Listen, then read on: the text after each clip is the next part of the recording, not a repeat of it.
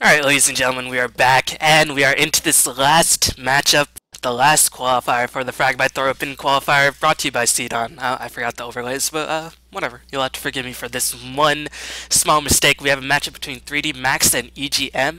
3D Max made it to the finals of the 6th qualifier, if I'm not mistaken. And this is the last qualifier, and so far we have some pretty solid teams going to the Fragbite THOR Open, the land final. I heard Root was only able to pick up enough funds to send 2 members, so they're going to be using stand-ins, but of course that's all hearsay and rumors at this point. But yeah, I'm B-Ballin from DogeCommentaries.com. I was not able to cast any of the earlier matches from this particular qualifier because of some difficulties, but here I am for the finals and the semifinals, and of course this is a semifinal match. Best of 3 between 3D Max and EGM. And keep in mind, the Fragbite THOR Open will begin, I think, in approximately 1 or 2 weeks. I think it might be the 18th of December. And that should be a very awesome LAN tournament. It will have a total prize pool of around $18,800, featuring top teams from around Europe and even North America. Not the big names like we're used to, like EG or Navi, but teams like Virtus Pro, MYM, Pulse, very solid teams who all played very hard to get to the qualifier. Fnatic made it in the last qualifier. But enough about previous qualifiers, let's get into this one. So, right now we have EGM banning out the Bounty Hunter and the Darkseer, even though they have first pickup, so it looks like they're going to try to pick up the Batrider, and they do. Meanwhile, on the side of 3D Max, we'll see if they go for something like a Sven Jakiro. Jakiro will most definitely be a pickup. He is the most powerful support in the game for good reason. Meanwhile, they could try to pick up a mid-solo, but Batrider, of course, shuts down many options. Batrider pretty versatile in how he can lane. He can either go mid, he can either jungle, he can even solo the off lane, and since Magnus is out of the picture, and as well as Darkseer and Bounty Hunter, Batrider long lane wouldn't be the worst idea.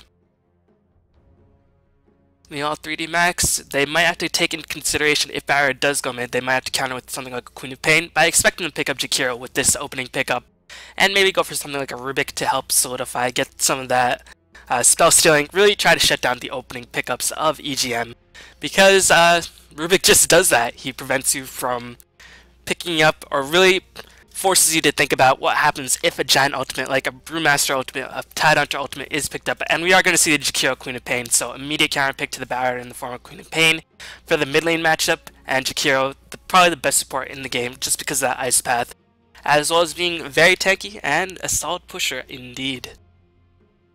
Meanwhile, EGM, they have a lot of versatility how they could use the Batrider, but 3D Max saying, alright, you're not going to put the Batrider mid lane, we have a Queen of Pain, one of probably Batrider's hardest matchup in the mid lane, so it might force EGM to put the Batrider in a different scenario, and looks like they're going to pick up a Rubik with their second pickup. Pretty solid pick, very versatile, most likely will be a support in the duel / trialing that the EGM squad are going to run in their safe lane.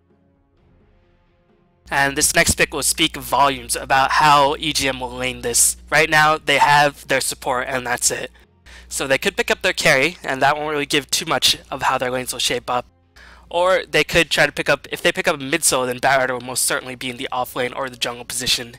If they pick up something like an off lane hero, then Batrider will be in jungle or the mid lane position. So this next pick will give away a lot of EGM strategies. So 3D Max probably anticipating this with bated breath. And it is going to be the Templar Assassin in the mid lane. TA, it's not difficult. It's not as bad a matchup as people think, TA versus Queen of Pain, just because Shadow Strike really takes a while to tick in. But the physical wrestling of Queen of Pain can be quite deadly, but TA, of course, a very strong mid lane hero. And the fact that EGM picked it up for their mid lane means Batrider will most likely be in the off lane position, or even perhaps a jungle position. Meanwhile, Enigma is going to pick up for 3D Max, probably going to be in the jungle capacity, could also offlane, but Enigma really wants. People have been more focusing on Enigma getting as much farm as possible, try to pick up a fast mechanism, go for Soul Ring and stuff like that, and then try to get a BKB. But against Batrider, it's pretty difficult because Flame Lasso can just break through that Enigma BKB, considering, or only if the Batrider gets into proper position, which he probably will because he'll probably be rushing a Blink Dagger. So it'll be interesting to see what capacity Enigma will be used. Will be a farming Enigma and just farm for a lot of the game and try to go for the late game. They have pretty solid late game already, but still the mid game prowess of EGM is definitely not to be underestimated. So we'll see what EGM starts banning out. They might start banning out offlanes and hard carries, but all the strong offlane heroes are already banned. Windrunner, and that's pretty much it. Puck is probably the only offlane hero, and immediately we do see that Windrunner ban. So EGM trying to take away 3D Max, and that might force 3D Max to go into an aggressive tri-lane. This could be very problematic for them if 3D Max is not planned for Jakiro, a very powerful tri-lane hero. But Enigma, not so much, because he is a jungler. And he really wants to get that early push going with those Eidolons. So EGM banning out that Windrunner, very smart move. That pretty much leaves 0 viable offlane heroes. I mean, even Undying is a reasonable offlane hero, but right now, man, we could see something crazy offlane. People have been talking about Treant offlane. You could even use Puck. I think Puck a very underrated hero and is a solid counter to heroes like TA and Batrider. Well, not really counter, but can definitely hold them in place. Meanwhile, 3D Max starting to ban out supports that could pair well with the Rubik. So they're going to ban out the Wisp. But still, I think it might be smarter to ban out carries like Sven, because EGM does have the next pickup, and they are most likely going to pick up a hard carry with their next pick if the hard carries are not banned out of the equation by 3D Max. So we'll see how EGM decides to roll with these bans, but 3D Max, I'm fully expecting a Sven ban and probably a Void ban as well. I expect if 3D Max do not ban the Void, then EGM will try to pick it up, because Void in conjunction with Enigma in conjunction with Jakiro is just too annoying to face off against. And we're going to see a Gyrocopter ban by EGM. Gyrocopter, he's trending, but I really don't think he's as good as rated. Root really utilized him well in order to counteract illusion heroes like Chaos Knight and Nagastine with those flak hands. He does immense amount of damage in the early game with the Rocket Barrage. But still, he's pretty squishy, he has very short range, and he does need a decent number of items. But, maybe 3D Max know that EGM like to, or maybe EGM knows that 3D Max likes to run the Gyrocopter, not really too sure.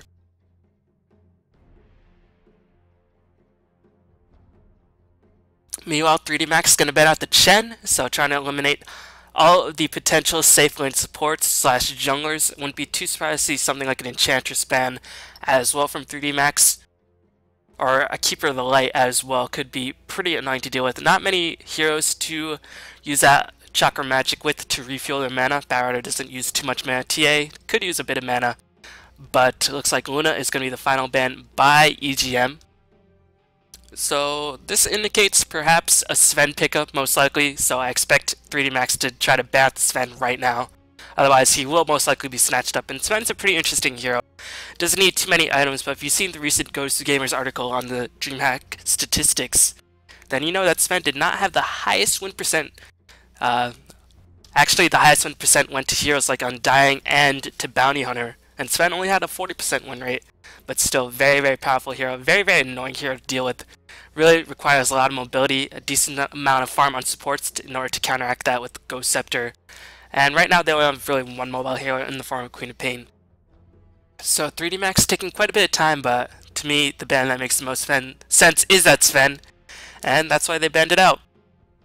So I think it might come down to a Void pickup by EGM, because otherwise 3D Max will most likely try to snatch up for themselves, just because Void in conjunction with Enigma and Jakiro will just be too deadly. I mean, Rubik, one of the best ways to fight Rubik is just to kill him and trap him in the Chronosphere. Black Hole not really the best alternative, because it is such a short range and very difficult to catch everybody, and Rubik will always be in position, but Chronosphere with such a ridiculous area of effect, and the fact that Void can isolate him. But no, looks like EGM decided to pick up the Tidehunter, trying to solidify their team fight.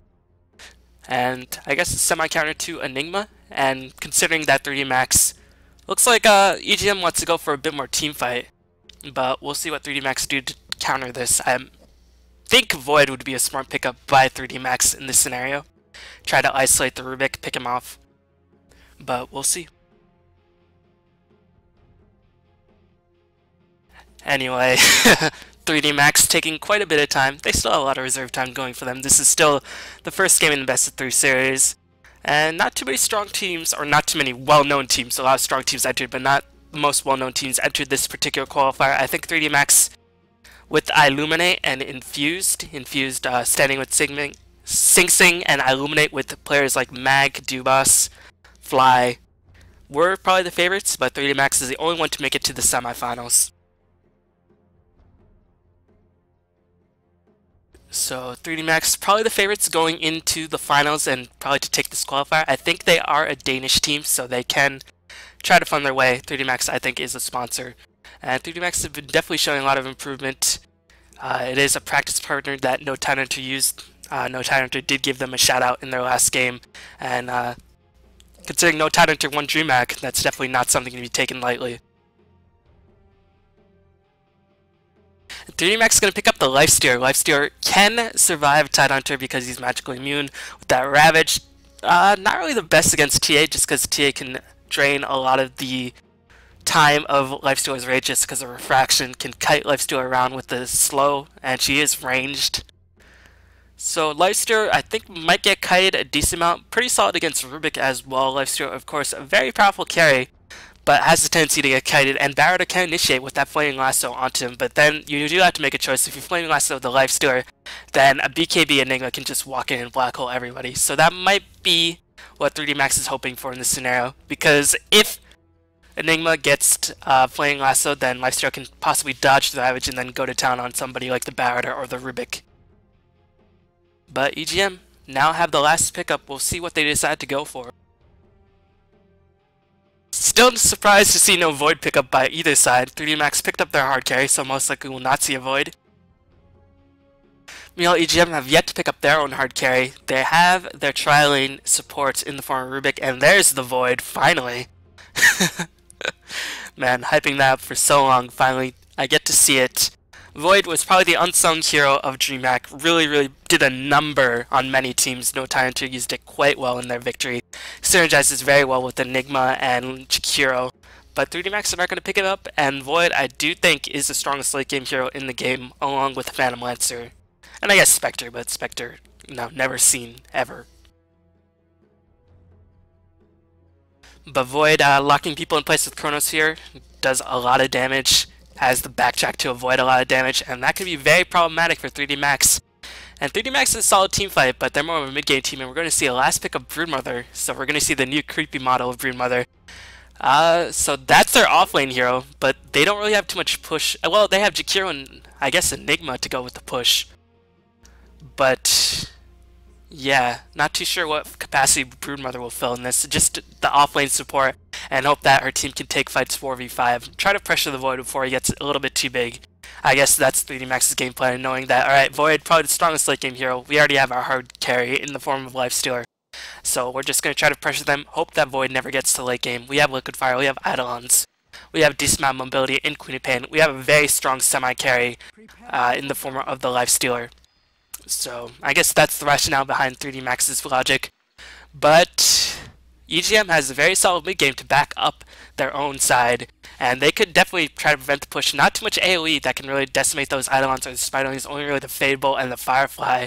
Of course, you do have to watch out for the side blades. But yeah, 3D Max, they have a timing window, and they're going to have to capitalize on it in order to really make their game plan effective. So, we'll go over the players and the teams. We have EGM playing the Faceless Void, Nikwa playing the Tidehunter, and THS4 playing the Templar Assassin as signature hero. Smugleague playing the Jungle Batrider, it looks like, and Halo playing the Rubik. So we're not going to see a dual lane support of Tidehunter. Instead, we're going to see Tidehunter try to get that fast level 6, but he is in the Radiant offlane, a lot more difficult to pick up that fast level 6 than in the Dire offlane, where he can probably stack Ancients and do that Anchor Smash shenanigans. Meanwhile, on the side of 3D Max, we have Hayek playing the Twin-Head Dragon, Jakiro, Ace playing the Broodmother, Jorot playing the Queen of Pain, Gyro God 123 playing the Enigma, and Noya playing the Lifestealer. And already we're seeing Broodmother migrate to the offlane. Broodmother, we'll see if any Sentry Wards were picked up. Batrider did pick up some fast Sentry Wards. Rubik picked up some fast Sentry Wards as well. Or just Rubik picked up the fast Sentry Wards. Gyrocopter didn't or Barra did spend all his gold. Looks like he probably bought the courier or the first set of observer rewards. Barra does not need too much early game gold in order to start his jungling. Just needs to stack a level 1 camp a couple times or stack a big camp, get that Firefly off, and then once he gets that going, he can really just get level 6s very, very quickly.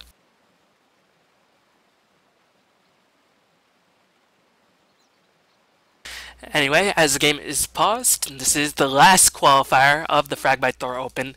$20,000 in the LAN finals in Stockholm, Sweden. Of course, you do have to pay your way to get there, but still, definitely a prize that most teams are vying for. And already have some strong qualifiers in the other brackets as well. Teams like Pulse, MYM, Fnatic, who have definitely been looking very, very strong recently. I think they've finally figured out Dota 2, and that makes me pretty happy because Fnatic, definitely an organization that is very, very respected in the gaming community. Who else? We as Asian qualified in the first qualifier. Virtus Pro did a dominating fashion in their own qualifier, did not lose a game. Who else? No Tidehunter, of course, qualified in the second qualifier with Black, who unfortunately did not choose to qualify in this last event. Black did qualify with no Tidehunter in the second qualifier, but now he's on Mouse Sports, so he will not be going to Stockholm, Sweden, I guess. Bit unfortunate. But yeah, pretty strong teams in the Stockholm LAN finals. So hopefully it'll be a strong tournament. Hopefully I'll be able to bring you some casts from that. But if not, they might just get a LAN commentator.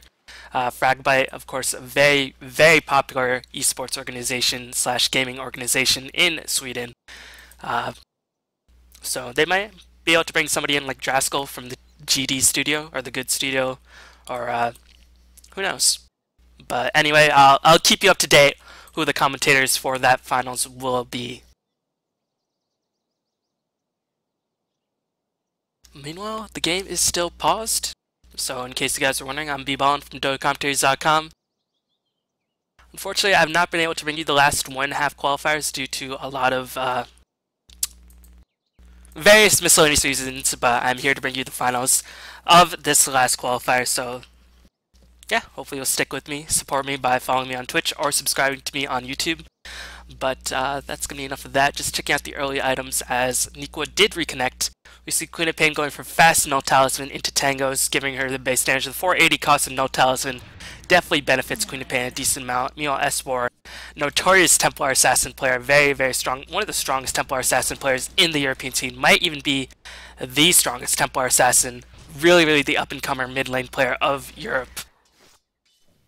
It's gonna be on the side of EGM, so looks like Joran doing a nice job harassing, draining away the fraction charges before she can get that level 3 fraction, which gives her 4 charges and just makes Templar Assassin so incredibly difficult to deal with in lane. Meanwhile, Broodmother getting some experience on this bottom lane. Looks like Rubik was harassed a decent amount, but Void not going to approach the farm, has only 3 CS. Meanwhile, Broodmother pretty much able to stay in lane at will. And looks like Rubik unwilling to drop the Sentry Ward. Nice positioning by Ace as another web is dropped. Cutting down the trees. Meanwhile, Hale probably going to drop his second Sentry Ward here. No, the creepy equilibrium is not being properly managed due to some smart attacks by the Broodmother and the fact that there's only 2 heroes here and they can't really pressure the Broodmother. Now we're going to see some pressure on the Broodmother finally by the Rubik. But here comes the telekinesis. Ace is going to get time locked in place. Fable going to fly in a couple more hits. Can EGM get into position? Drops the time lock. Looks like the spawn wave is on cooldown. One more hit by the Void does finish off the kill. Nicely done by EGM. He picks up the first blood, keeping Broodmother out of the lane. Has a point in the backtracked a bit of damage, and is going to be able to heal back up, get back in the lane. Void does not need too much mana in order to be a solid lane hero. He has immense right-click damage off the back and a couple of lucky time locks. Managed to seal the kill up on that Broodmother. Meanwhile, we'll look at his offlane counterpart in the form of Nico, the Tidehunter, going to get open wounds right here. We'll see if Kraken Shell gets dispelled. He does have Kraken Shell. Here comes Ice Path going to fly in. Nico is going to get stunned in place. Anchor Smash, some nice blocking by Noya. Dual Breath are going to fly in, but Nico is so tanked. Tidehunter is such a beast to bring down. He's going to pop a salve, but it looks like Noya going to dive in. He's not getting tower hit. Looks like Hayek is going to redirect the Agra, but Noya is stuck in place. Noya is stuck in place, and now Nico just is like, alright, going to Anchor Smash you a couple of times. Short cooldown. But Noya is going to go back on the offensive, and Nikwa might have overplayed his hand. But these creeps, my god, Ice Path gonna fly back in. Nico is gonna be tracked in place with these creeps, too powerful. Oh my god. Oh my god, Noah is finally able to escape, but those creeps, man. Holy crap. Holy crap. If ever that Tidehunter had a best friend, it would be those creeps. And now he's gonna pick up level 4 quite soon, so pretty solid work by this Tidehunter. Meanwhile, Broodmother already level 4. And even though Void got the first blood, is not CSing too well. So these offlane heroes doing a solid job getting a decent amount of farm, decent amount of experience, which they both need to do. Broodmother, I think, has a lot less relevance in the late game compared to a hero like Tidehunter, who does always have that Ravage. But still, Broodmother, if she gets going, can definitely be difficult to stop, especially for a hero like Void. And already you're going to see the tower being pressured. And now the Spiderling is going to be sent to the jungle. Meanwhile, Batrider still stacking camps. Firefly is on cooldown. I'm not too sure why he's not just going back to the base. He's going to get one more stack off, I guess, before going back to base to get that Firefly mana and a couple of sticky napalm stacks in order to bring down that camp a bit faster. Meanwhile, S4, keeping up with the Queen of Pain. Not really a too difficult of a matchup, but definitely not a winning matchup for TA. As Hayek completely out of mana. So Tidehunter will be safe for a decent amount of time. Meanwhile, Enigma is going to pick up his fast soaring relatively soon. I expect it on the courier. It is on the courier. Meanwhile, Queen of Pain going to pick up the bottle as well. Did spend all her gold instead of S4, who just saved up. But looks like Queen of Pain not farming the best 15 CS, so not really too bad. Meanwhile, Enigma the highest farm in the game, but keep in mind those neutral creeps. Less average gold than lane creep. Meanwhile, Hayek still, I'd rather see Hayek ferry himself a clarity to get that man up. He's going to buy himself a clarity and a salve, so now he's going to have a couple of ice baths. Now, Tidehunter did heal up, picked up the boots of speed though, so he's going to be much more difficult to bring down. Lifestealer farming a lot better than Void, but Void did get the first blood. Looks like Lifestealer going to go for a very, very fast Hanamize, try to boost his experience gain, more so than rather just the gold rate. Try to pick up fast levels because they're not really playing for the late game, they're playing for the mid game, but they really want to get that experience up on the Lifestealer, because a farm Lifestealer definitely scary to deal with. Meanwhile, a kill did happen on the bottom lane. Looks like Ace, with the help of Queen of Pain, did pick up a kill on the Void.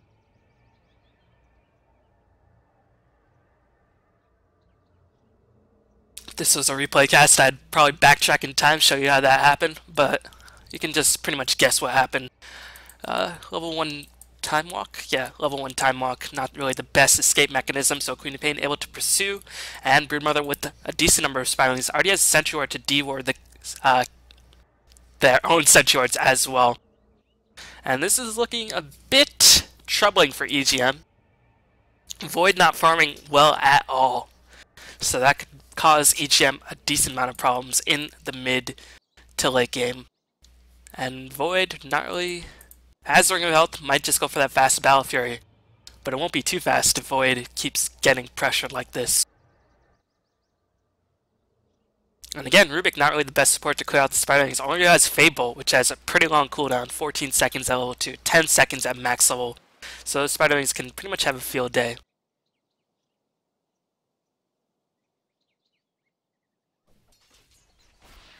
Meanwhile, Hayek resumes the game. Is going to get himself a clarity up on the courier.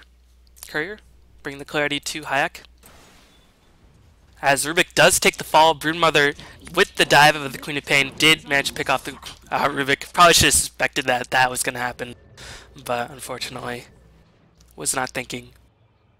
As a lot of pauses by 30 Max. Mouse problems all up in here.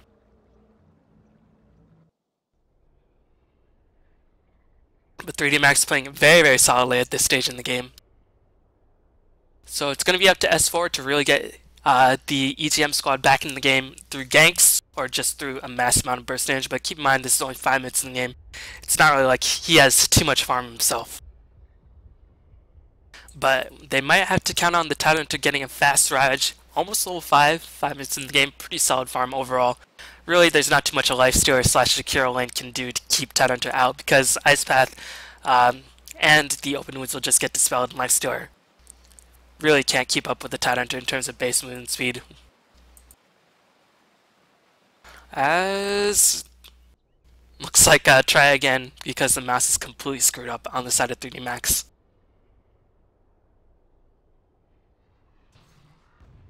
So we'll see if another pause comes through.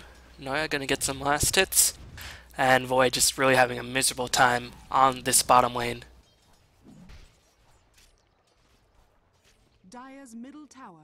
And looks like the mouse seems to be okay. Enigma picks up a Smoke to see, trying to go for some early ganks. So he does have Black Hole as well as level 3 Malefice. Gonna get that level 4 Malefice before he probably starts going to gank and wants that third pulse in order to keep people locked in place. And meanwhile, Rubik finally making his way back to the lane, but Broodmother already level 7 compared to level 5 versus Void. And really, Broodmother's not in any danger until Void picks up the Chronosphere, as Rubik only has one Sentry Ward, and we really can't kill her. Broodmother has sufficient levels in the web where she can escape quite quickly. Meanwhile, Queen of Pain does pick up a kill on S4 with the help of Enigma. Man, my map awareness is worse than a blind person, apparently. Meanwhile, in the bottom lane, Ace is gonna keep farming it up as Queen of Pain picks up a regeneration rune. Has the No Talisman, not going to go for a Dagon or anything like that, just picks it up for the base damage and the early lane presence. Meanwhile, Ace, what item did he get? It looks like, no item, just the Soul Ring. So, Broodmother is going to just stay in lane happily for a long while. Sentry Ward is dropped. Ace going to take a bit of damage, but should be okay. Looks like that is a dire Sentry Ward. So Broodmother definitely content to stay in the lane, and these Spider Lanes giving Void fits already. Going to be a long while before he picks up the Battle Fury. But Nikwa is level 6, so we'll see if he goes for a teleport gank, as there might be a migration to the bottom lane. There is Batrider waiting in the wings, only level 5, so did not wait for level 6 to get that last up, but it looks like Batrider senses that the game might be getting a bit out of control, but here comes Queen of Pain as well. Broodmother just staying in lane, very content to last hit it up. And Batrider just forced to pull away, has 3 points of Sticky Napalm for that increased slow. Sometimes jungle Batriders do like to get more points into Firefly, but it looks like Queen of Pain going on the defensive for Smuglig. Here comes the blink ahead, but Smuglig going to get some nice jukes. Gonna get the Sticky Napalm for some stacks as well. Meanwhile, on the bottom lane, looks like Rubik did take the fall to Ace with the help of the Spiderlings, which reached a critical mass. Very unfortunate.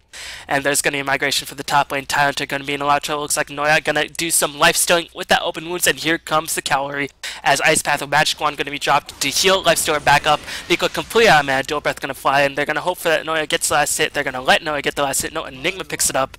So it looks like 3D Max just having their way with their opponents at this stage in the game. Dire's middle tower is under attack.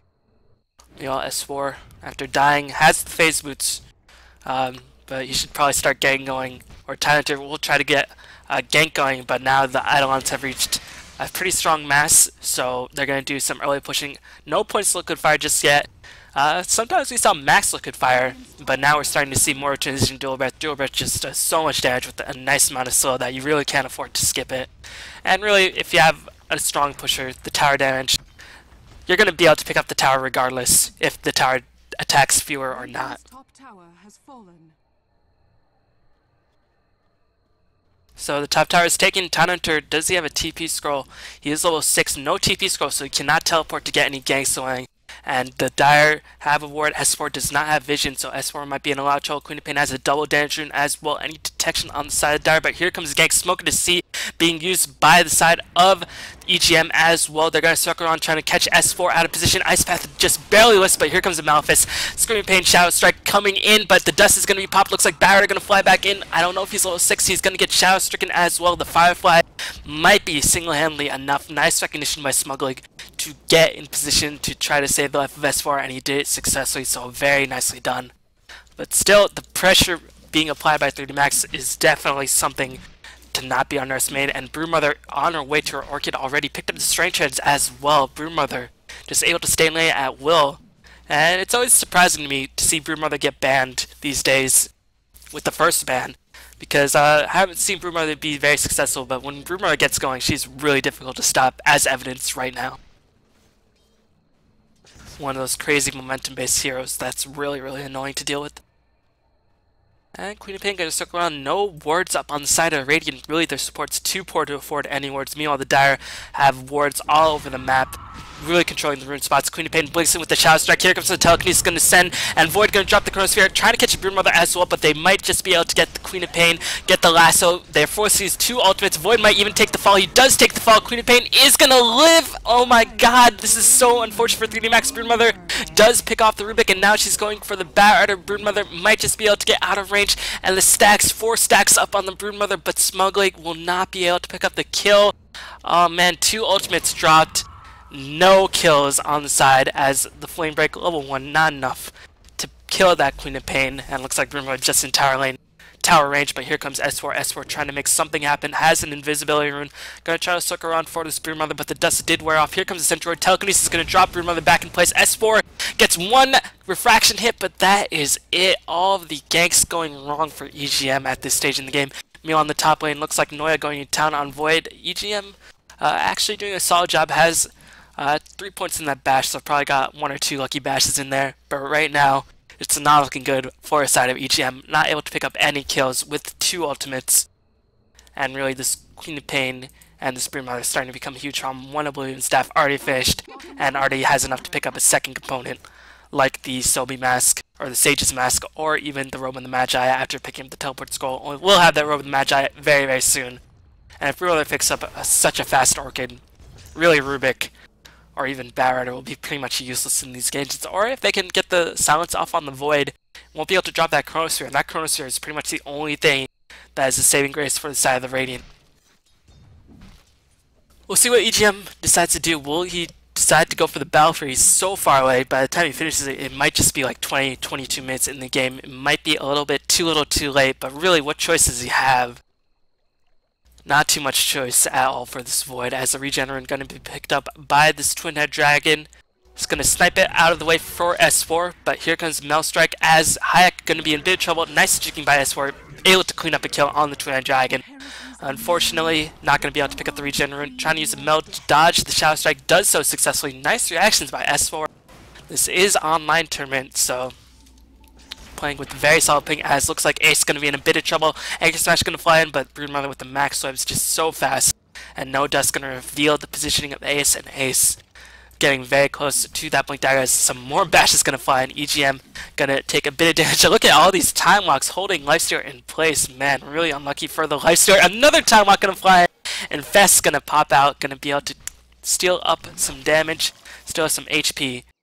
Meanwhile, there's going to be engagement on the mid lane. Jakiro going to fly in Ice Path, but Lasso flies in for Hayek. A couple more hits by S4 will clean up the Twin-Head Dragon, as Queen of Pain's going to be on the tree. Has Blink up very, very soon. Is able to blink away to safety, but S4 starting to make his impact felt. And that is exactly what EGM needs to do in order to get back in this game. And keep in mind, none of these engagements has Ravage been any factor. No Ravage been used just yet, as a trap going to be planted by S4. Here comes the Gush. We'll see if Nico decides to drop the Ravage finally. No, just gonna hold himself in place. Smugglake gonna drop a Flame Break as well, just to say, hey, what's up? I'm here. What are you gonna do about it? Can't do nothing about it. That's what they can do about it. But how will they address the issue of Ace, who is just having her way on the bottom lane with this very scary spider? Arachnophobia, super. If ever you had arachnophobia, you're gonna have it on this Broodmother, as webs are just completely littering the jungle, really cutting off a lot of pathways, keeping the jungle completely exposed, and that's gonna allow the mid lane tower to be pushed. Still no points in Liquid Fire just yet, maxing that Ice Path. As Queen of Pain still has yet to pick up any significant items, is 3-0 and 2, so not really farming the best, but able to do a nice amount of disruption, as S4 gonna fly back in, has picked up the Blink Dagger, so able to juke away, trying to get the deny. Shadow Strike gonna fly in on the Batrider, but Batrider should be a-okay. And we'll see what 3D Max decides to do with it. Will they rotate to the bottom lane? Most likely not. They're just gonna move it to the Broodmother, apply pressure on all the other lanes. No, they're gonna do a mass migration bottom lane. And only one Radiant ward is in the picture, which is this ward. Not really the best ward once this bottom tier 1 tower is picked up. And that just speaks to how poor these supports are. At least Rubik has boots. That's something going for him. as Lifestealer reveals himself with that invisibility rune, but that might be a huge amount of trouble as he does manage to disguise himself in the creeps for a bit, but Lifestealer gonna be a lot of trouble. What he was smugly doing, I guess not even needed because bashes are overpowered apparently. Meanwhile, looks like Tyrant did take the fall in the bottom lane, and with the help of Broodmother, able to clean up that tower in a matter of minutes, and I don't even know if EGM can kill this tower fast enough. Looks like they'll be able to kill this tower with the help of Templar Assassin's immense amount of damage. But still, this bottom tier 2 tower will take significant damage. Dire's top tower is under attack. Looks like EGM trying to pick up as much gold as possible, that's why they didn't defend. But here comes the teleport in by S4. Already uses Blink, so it's going to be on cooldown for a bit. Trap going to use Sprung. But really, yeah, I guess the tower is not really low enough for the 3D Max guys to keep on the pursuit. And we'll see if Void's still going for the Battle Fury. He is going to go for the Battle Fury. Now that S4 started to have a noticeable impact in the game, he can afford to play a bit more greedy and try to pick up that Battle Fury and really accelerate his farm immensely. But if you look at the early gold graph, the towers taken by the side of the Dire shows an immense gold lead. Well, not really immense at this stage in the game. Only around 4,000, maybe 4.5 thousand. Definitely not something that can be overcome. Or definitely something that can be overcome quite easily. As looks like Rubik gonna do a bit of harassment on the Queen of Pain. Trying to drop the telekinesis Queen of Pain. Will she go on the pursuit? Halo not really too tanky, but they're not gonna press the issue. As Eidolon's gonna be spawned. Meanwhile, Broodmother able to easily clean up the Barret on the bottom lane with the Orchid. Really nothing Barret can do to escape. And here comes the engagement on the mid lane. No, just juking back and forth. Tidehunter has the TP skull so he can get back in position if it is completely necessary. Meanwhile, Void almost with this Battle Fury done. Not going to have it at 20 minutes. We'll probably have it around 18-19 minutes. Pretty solid considering the poor start he had in the early game. But the towers definitely helped. Picked up 2 towers.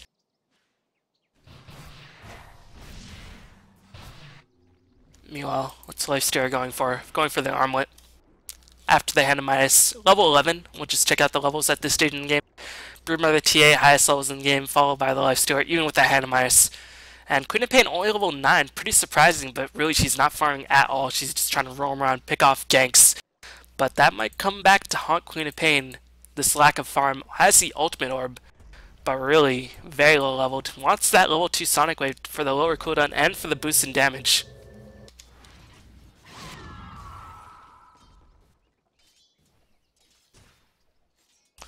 Meanwhile, EGM, they're perfectly content with doing this as Tyrant are getting a decent amount of experience on the bottom lane. The Anchor Smash gonna pick up level 10, gonna get level 11 quite soon, as there might be a rotation by Queen of Pain to try to pick it off, but Barret did spot out the Queen of Pain moving. We'll see if EGM decides to go for it. They did pick off or maneuver themselves to get in position as a blink stone by Rubik, and looks like the Max is gonna get the push going. Meanwhile, where is Broodmother? Broodmother going to go on the bottom lane, dust his pop, but it looks like Broodmother did pick up the kill. Meanwhile, S4 gets a significant streak in, but without Tidehunter, this tower is definitely going to take the fall. So overall, a solid trade. 1 for 1, Tidehunter for Broodmother, but the Dire will be able to clean up a tower as well without the threat of Ravage. And there's really not too much the Rain can do, considering Void has yet to pick up his Battle Fury just yet. Radiant's top tower has fallen.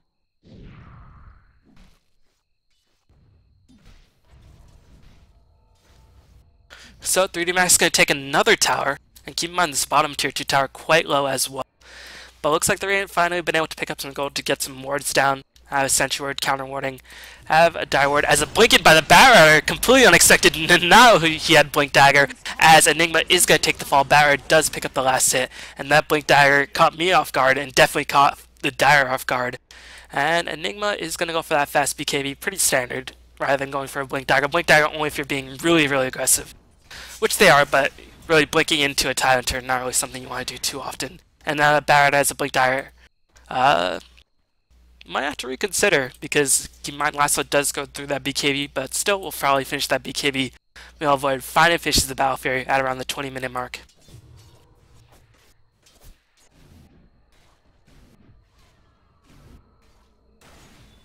Meanwhile, Ace continued to farm up, probably going to go for a BKB himself. But although against Lasso and against Chronosphere, and if Rubik steals the black hole, BKB will not help the Broodmother whatsoever. As the Rubik was spotted, and he is gonna get pounced upon. Can he escape? He is gonna escape. Nice awareness by Halo, as he's able to escape quite easily, but Nikola might not be nearly as lucky. Gonna get ganked by the Queen of Pain. But guess what? Ain't got no stunts until Ice Path flies in. Flame Break not enough to push him back. Queen of Pain picks up a mega kill. And she's saying, who needs farm when I can just pick up kills? And now with Tyrant dead yet again, he doesn't have Ravage anyway. Well, he will have Ravage. This might be a bit of a trap for the 3D Max squad. We'll see if they can push fast enough before Tyrant respawns, but when he does respawn, he will have Ravage. And considering Barrett or Blink Dagger, TA Blink Dagger, TA getting quite farmed. Has 3,400 gold in the bank. We'll see if she goes for fast BKB or fast Deso. I think they really want to get the damage going, because at this point in the game, you can still rely on the Ravage a little bit to counteract some initiation.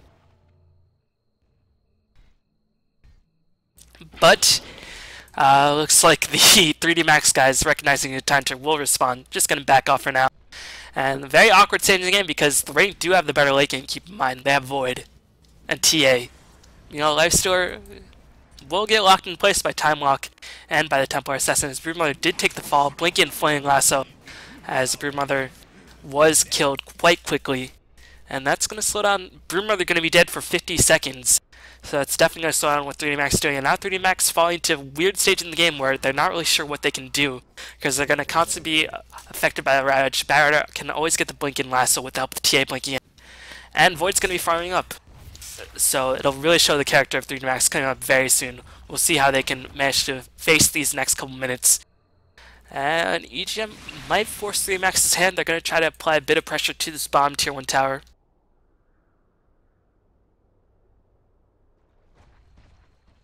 Meanwhile, Mechanism almost finished on the TIE Hunter. Just going to be a feint for that bottom tier 1 tower, looks like, as Void.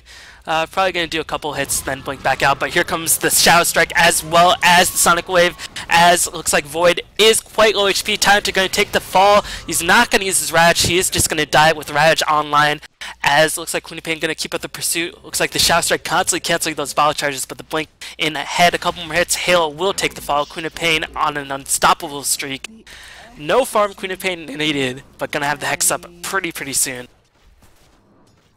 And Tyrant just keeps on dying. Meanwhile, we'll see if the 3D Max guys can get a counter gank going. They're waiting for Broodmother to reveal herself. Broodmother gonna send a Spiderling to scout out. I think they did see the Bowrider. Looks like they did see the Bowrider with that Spiderling. And Bowrider's gonna have to get the heck out of there right now. Otherwise, there's gonna be a pincer movement coming in. Orchid gonna be popped as well, trying to cancel the dagger as long as possible. Ace, not going to keep up the pursuit with the help of the Templar Assassin, so it looks like the Rain able to escape for now.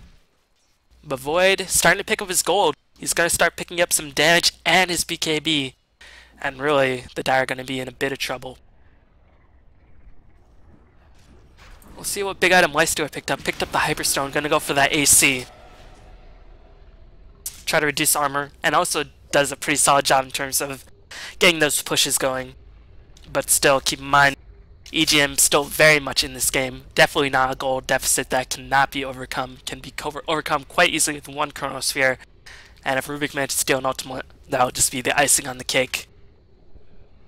Check out the items. Deathslayer finished by the TA. Eschewing the BKB for now. They can still on the Ravage. No BKBs up on the side of the Dire just yet. Only the Lifestealer Rage. So that time to Ravage, if it hits, will hit at least...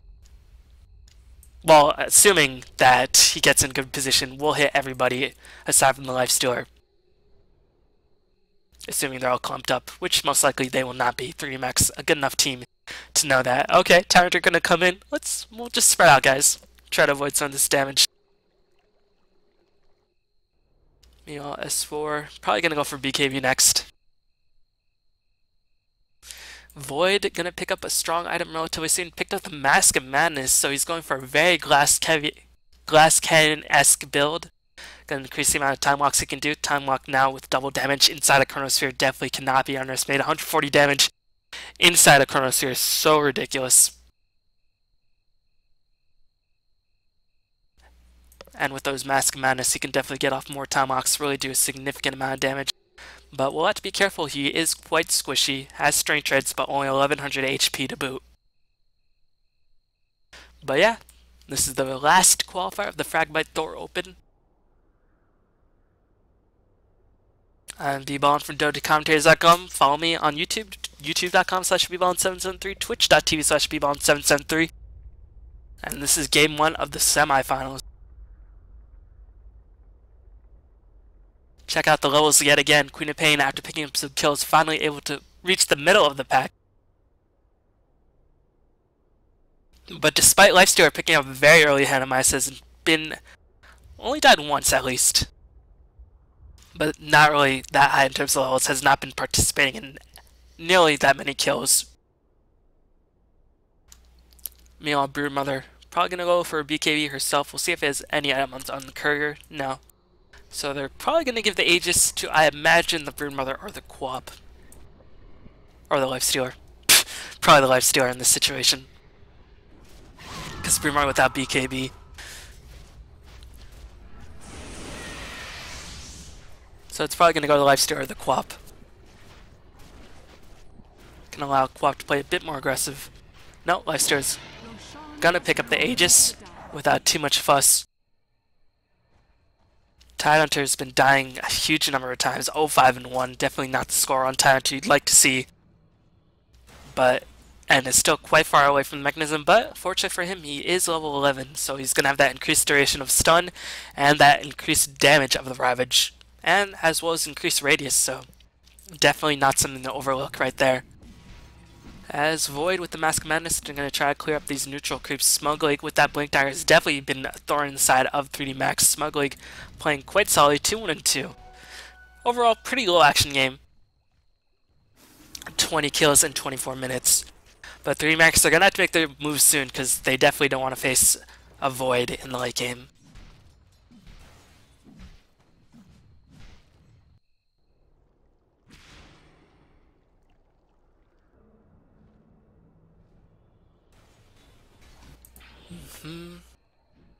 Time to desperately try to pick up his Blink Dagger, or Mechanism, but he's just been dying so much.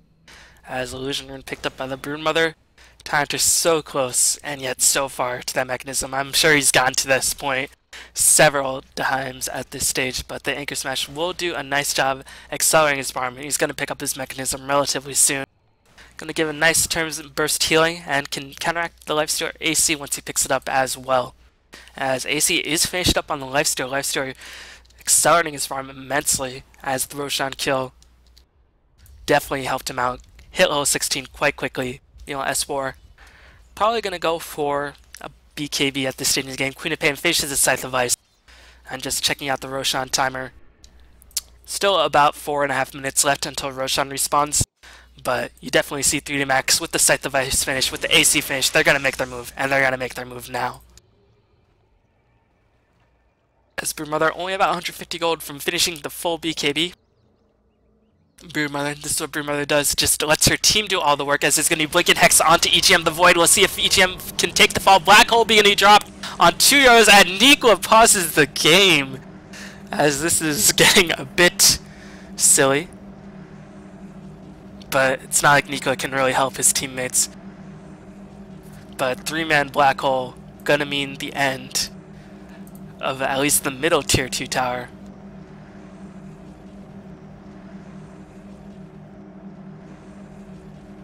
As we can just listen to this. Oh, Rubik does have the telekinesis, but I think EGM will just die too fast. As these tactical pauses, we can just listen to the sound of the black hole flying in. We'll see if Void has buyback. I think he will have buyback once he dies. Yep, Rubik cannot help him, and is instead going to feed. Void just dies too fast, and here comes the Orchid, as the Rubik gonna be in a lot of trouble. Queen of Pain gonna fly back in. Lifestealer with the Aegis still online. No black hole. But Tidehunter has the Blink Dagger. We'll see if Void, will he buy back? He's gonna have to buy back if they have any hope of saving their racks, but they might just do a double tower trade. Trying to get some of the gold back. Not gonna choose to defend their racks. Glyph is gonna be used. Dire's bottom tower has been denied. Nice deny by the Broodmother, denying that bottom tower, eliminating some of the gold. And Void will be back in 15 seconds, but that will not be enough time. The Rex will take the fall, finally buys back, very late buyback. Might just be enough to save the Rex. Lifesteal still has the Aegis, but it looks like the side will just retreat. Flaying Lasso, not online. But Enigma might take the fall. Flame Break pushing him back, and Void's going to pick up some bashes. They're going to clean up the Enigma, but Enigma with a Black Hole, not really the biggest pickup, but at least the 3D Max lost 2 towers, so EGM has a small bright spot for them. BKB fully finished. Meanwhile, BKB not yet finished on the Enigma. Lifestealer going to go for that Basher, Abyssal Blade. And if TA picks up a BKB, then she'll just be locked in place by the Abyssal Blade, but going to be a counter push. They have Chrono, they have Ravage. And no Black Hole means that this is going to be a very deadly push, but still, 3D Max has the Aegis. I think they can afford to be a bit more aggressive than they are with the Aegis, but looks like Broodmother going to apply some pressure to the bottom tier 2 tower. Still healthy in terms of HP, as it's going to be teleported back by Nikwa, not letting the Void farm it up. Void, no TP scroll, as he bought back, teleported in, as Ace gonna get the silence off onto the Void, but here comes the Flaming Lasso onto Ace. Can they pick up a kill on this Broodmother? Broodmother held into the cliff, but the web will break it back down. Queen of Pain gonna be stunned in place. Looks like the Chronosphere gonna be dropped as well. Queen of Pain gonna give up a huge bounty. Rubik picks it up, unfortunately, for the Void, as Rubik does take the fall. Rubik will at least have buyback, but Void's gonna have to get the heck out of there. Meanwhile, Broodmother on the offensive. Can she pick off Nikwa, doing immense amounts of damage? Open Wounds will be back up. Gonna use it on Nikwa. We'll see if Kraken Shell can dispel in time. It does get dispelled. He can pop the mechanism, but he will take the fall regardless. Not enough mana for Ravage. But he does have buyback. He's gonna have to buy back and try to Ravage. But Void did manage to escape, but he's just going to get initiated on by that Lifestealer. Lifestealer doing so much damage. But Rubik picking up that huge bounty, definitely gonna help him get at least an item instead of just boots. As we just look at the net worth tab, 14,000 gold for the Lifestealer, 13,000 for the Broodmother, 10,000 for the Queen of Pain. And keep in mind the Void bought back, so that's going to decrease his net worth a little bit. He's going to go for BKB himself. Rubik. Jakiro has almost triple the amount of net worth as the Rubik. I feel for this Rubik, man. This is just not a good game for Rubik. As he has 1 kill, better than the Tidehunter at least. So you can say that. Take that, Nikwa. I'm more useful than you. Meanwhile, the gold earned starting to take a significant drop, but fortunately for the Radiant, the Aegis will time out now. And Lifestealer will be without that for a bit. We'll see if Lifestealer decides to save for buyback. Gonna pick up the Basher right about now, I imagine. Yep. Meanwhile, gold per minute, Lifestealer averaging very healthy, almost 600 gold per minute. Buyback is up on several heroes. Meanwhile, current gold Broodmother definitely has to buyback and some, as Barrett are going to clean up these Spiderlings, but that means Firefly will be down. We'll see if they're going to initiate on Ace, as Ace trying to maneuver himself into position, trying to catch the Barretter, as Smuggling is going to find a wild Broodmother, as he's going to get the Flame Lasso.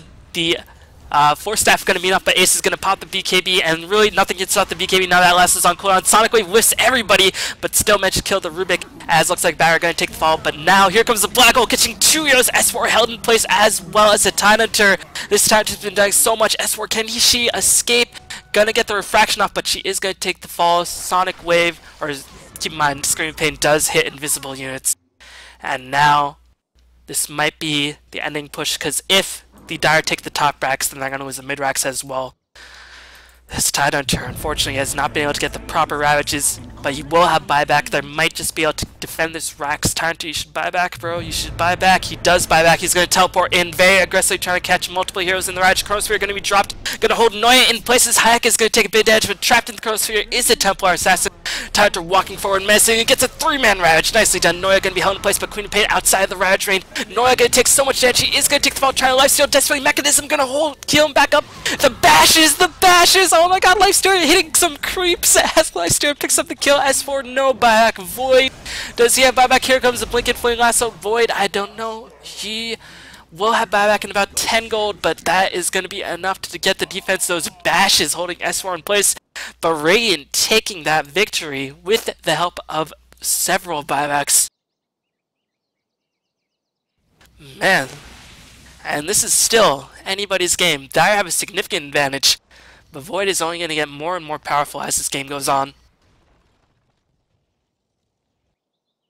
Meanwhile, Enigma picked up the BKB, has the Blink Dire as well, so next black hole will be able to get in perfect position unless the Barrier manages to disrupt that.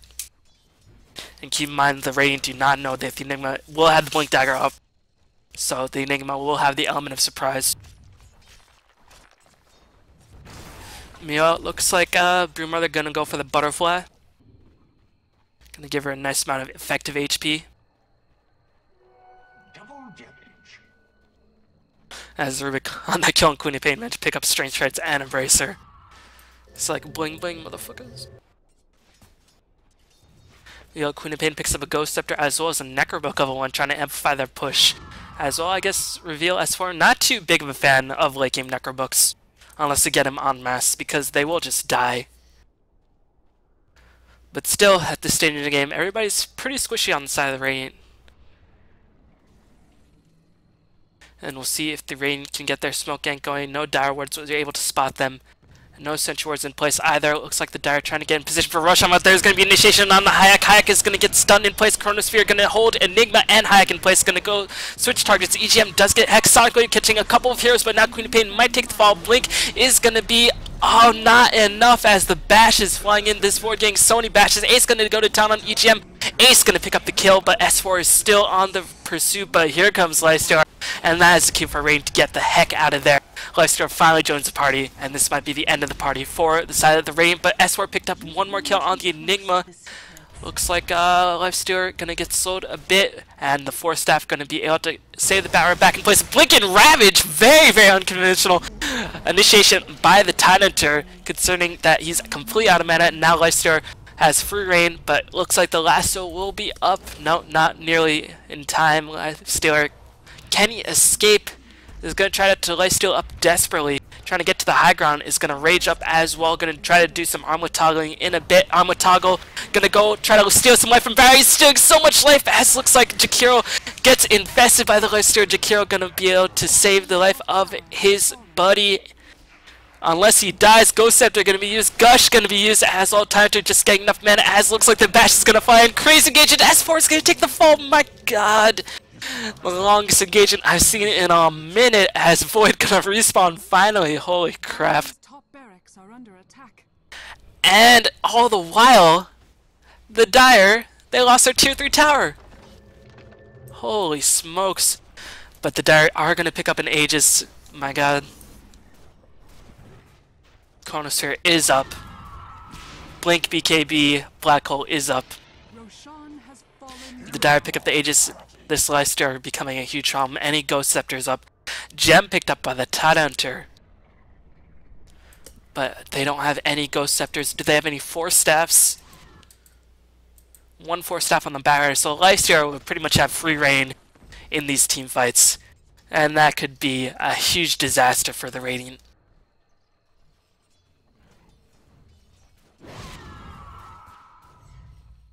Meanwhile, they have Blink, BKB, Enigma. Probably going to wait for the Broodmother to come back in.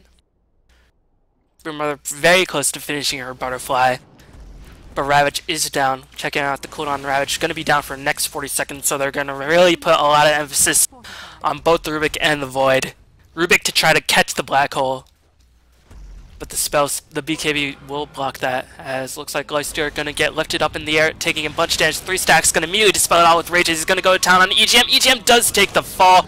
Black Hole going to be used on just S4, as BKB Enigma going to hold S4 in place. Takes no damage, but enough to disrupt S4's positioning, as looks like S4 going to take a bunch of damage. Queen of Pain playing very aggressive, but Void no buyback. Raj will be up in 5 seconds, as Queen of Pain did take the fall, but the Racks do finally perish, and we'll see if the Dire continue to the top lane. They are going to rotate, as Tidehunter going to teleport in very aggressively. S4 not yet in position, so Nico going to have to be very careful. Does not want to waste his Ravage timer, as he blinks in Rage. Here comes S4 going to try to go onto Ace, going to split up the amount of damage they do on targets, as Moonlight Plus going to fly, and S4 is going to take the fall.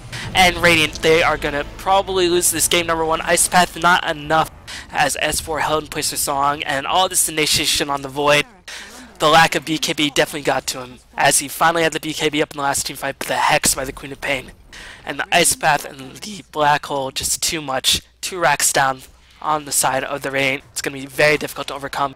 And Lifestealer should still have the Aegis as he does. Abyssal Blade going to be cooling down very rapidly. Malefice going to hold in position. Not enough mana for Abyssal Blade. Does not even need it. S4 bot back. GG call by Halo.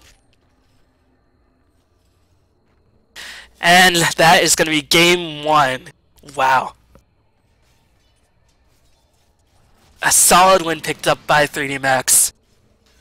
When it looked like they lost a bit of momentum in the early stages of the mid-game, they managed to reclaim it in force. And even though I do think Lifestealer does not match up against Void that well in the late stages of the game, this Lifestealer able to just survive all odds, survive every team fight, and just able to clean up the kills. And unfortunately, Void was not able to pick up his farm. Broodmother got unnecessarily farmed, in my opinion, on the bottom lane, and that really was a pretty crucial blow for the Radiant. So game 1 is gonna be in the books. 3D Max is gonna take a solid victory, not really decisive. EGM put up a strong fight, but a solid victory nonetheless. So gonna be into game 2 very, very shortly. I'm BBone for DotaCommentatorz.com. Please follow me on YouTube and on Twitch. And this is the Fragbite THOR Open Qualifier, number 8, the last qualifier. It's been a good run, and it's going to end soon. So thanks for watching, and I will see you guys very, very soon.